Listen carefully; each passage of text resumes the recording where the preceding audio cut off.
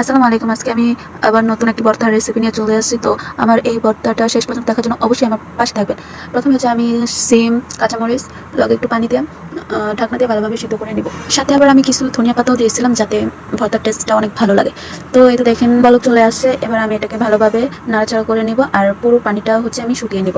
শুকানোর পর হচ্ছে আমি এটা নিচে নামিয়ে নিছি। এবার হচ্ছে আমি পেঁয়াজ কুচি দিয়ে সাথে একটু লবণ দিয়ে এবার ভালোভাবে মিক্স করে নেব। মিক্সড করার পর হচ্ছে ওই সিদ্ধ সিমগুলো একসাথে ভালো করে মিক্স করে নেব। তো এইভাবে ভালো করে মেশানোর পর দেখেন এই তো আমার ভর্তা হয়ে গেছে। তো এইভাবে আপনারাও কিন্তু ট্রাই করতে পারেন। এটা হচ্ছে গরম গরম ভাতের সাথে খাইতে খুবই মজা লাগে। আবার সাথে আমি একটু সরিষার তেলও দিয়েছিলাম, তো এটা আমি স্কিপ করছি, আপনারা দিয়ে নেবেন। এখন তো শীতকাল, তো সব ধরনের সবজি কিন্তু বাজারে পাওয়া যায়। আপনারা সবাই এভাবে একবার সিম ভর্তা করে খেয়ে দেখেন, আসলে কিন্তু খুবই ভালো লাগে।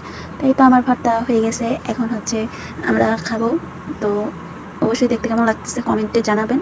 আর হচ্ছে নতুন নতুন ভিডিও দেখতে হলে অবশ্যই লাইক, কমেন্ট, শেয়ার দিয়ে আমার পাশে থাকবেন। কমেন্ট করে জানাবেন কেমন হয়েছে। বাই, টাটা, আল্লাহ হাফেজ।